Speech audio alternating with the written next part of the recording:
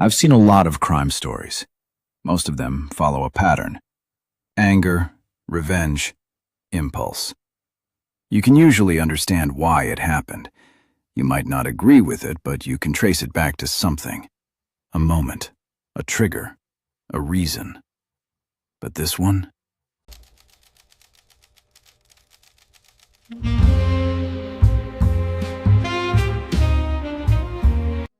This one feels different. Because the person at the center of it wasn't trying to escape crime. He wasn't reacting to something in the moment. He was trying to understand it. And maybe that's the part that makes it worse. Because when someone understands something deeply enough, they also learn how to use it. Moscow, Idaho. If you've never been there, it's exactly what you'd expect from a small college town. Quiet, predictable, safe in a way that people don't even think about anymore. The kind of place where routines don't get interrupted, where nights pass without incident, where nothing really breaks the pattern. The University of Idaho sits at the center of everything. Students moving between classes, parties, late-night food runs. It's a rhythm people get used to, and that rhythm almost never changes. Until it does. The house on King Road wasn't unusual. It didn't stand out. It wasn't isolated, and it wasn't hidden. It was just another student house. Multiple floors, shared living spaces, rooms that had been occupied by different students over the years. 6 people lived there at the time. Different personalities, different schedules, different lives. But they shared the same space, the same doors, the same sense of normal. On the night of November 12th, everything followed that pattern. Some of them went out, some stayed in. There were messages, photos, the usual traces of a normal night. Nothing about it suggested that anything was about to go wrong. And that's always the part that sticks with you. Because no one ever knows when normal is about to end. Sometime after 4 a.m., someone entered the house. Not loudly, not forcefully. There were no signs that would have immediately triggered panic. No broken doors, no alarms, no obvious disturbance that woke everyone up at once. Which means whoever entered understood how to do it quietly. That matters, because it tells you something about intent. This wasn't someone reacting emotionally. This wasn't chaos. This was control. Whoever moved through that house did it with purpose, with awareness, with a sense of direction. 4 students were attacked inside their own home, and somehow 2 others survived. One of them would later describe something that feels almost more unsettling than the crime itself. They saw him, not clearly, not in detail, but enough to know. A man, dressed in black, moving through the house. And what stands out isn't just the presence, it's the behavior. He wasn't running. He wasn't panicking. He was walking. Just walking. And I don't know about you, but that detail stays with you. Because it suggests something deeper. It suggests that he didn't feel threatened. He didn't feel like he was about to get caught. He felt in control. When morning came, nothing made sense at first. Calls were made, friends came over. There was confusion before there was clarity. And that's another thing about cases like this. Reality doesn't hit all at once. It creeps in, slowly, until suddenly it's unavoidable. Police arrived. The situation escalated quickly. What started as uncertainty became something far more serious. Multiple victims, one location, no immediate explanation. And almost immediately, the questions started. How did this happen? How does someone enter a house with multiple people inside and leave without being stopped? That question spread far beyond the house. It spread across the town, and then across the country. Because this wasn't just another crime. It felt different. The town changed overnight. Doors that were once left unlocked were suddenly secured. Lights stayed on longer. Students stopped walking alone at night. Parents called. Friends checked in. People started asking the same question in different ways. Could this happen again? And the truth is, no one had an answer. Because at that point, investigators didn't have one either. The early stages of the investigation were slow.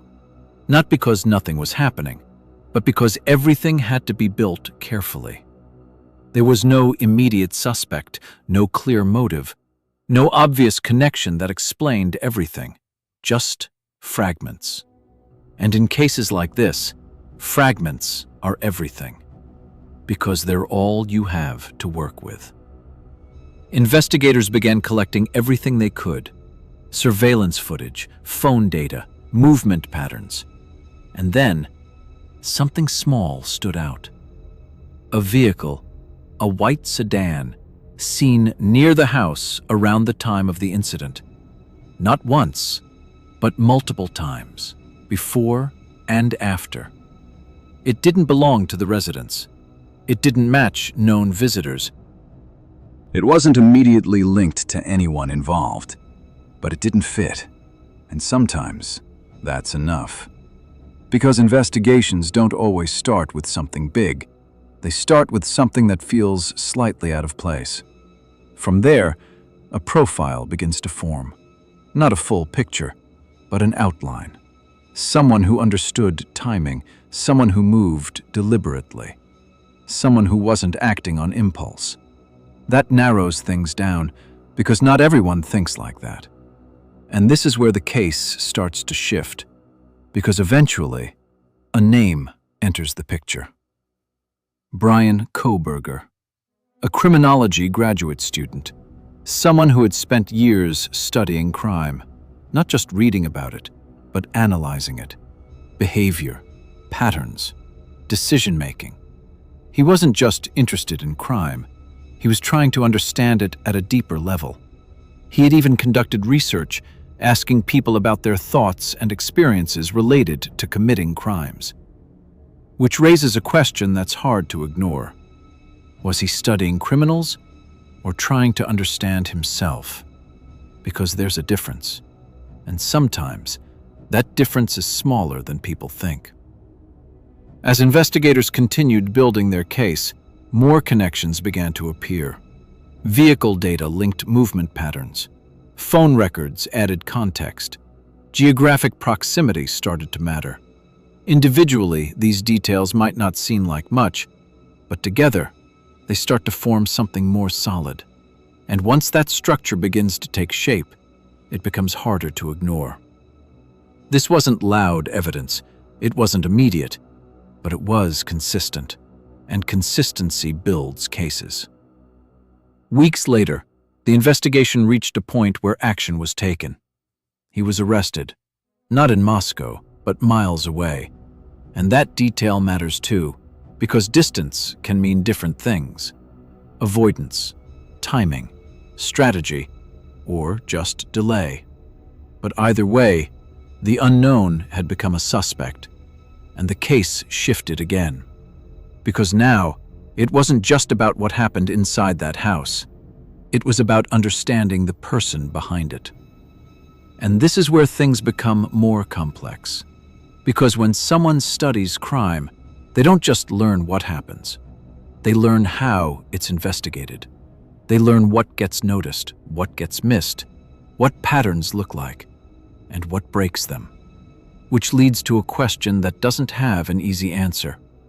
If someone understands the system well enough, do they start to believe they can move through it unnoticed? Because that's the part that makes this case different. Not just the crime itself, but the mindset behind it. Some cases are driven by emotion. This one feels calculated, measured, almost studied. And maybe that's why it stays with people, because it challenges something deeper. The idea that knowledge creates distance from action, that understanding something means you won't become part of it. But this case suggests something else, that sometimes understanding something too well can bring you closer to it. Some cases leave you with answers, clear motives, clear timelines, clear outcomes. This one doesn't feel like that. It leaves you with questions, not just about what happened, but about how someone gets there, how someone moves from studying behavior to becoming part of it. And maybe more importantly, whether that line was ever as clear as we think it is. Because the truth is, that might be the most unsettling part of all. Some people study crime, others become part of it.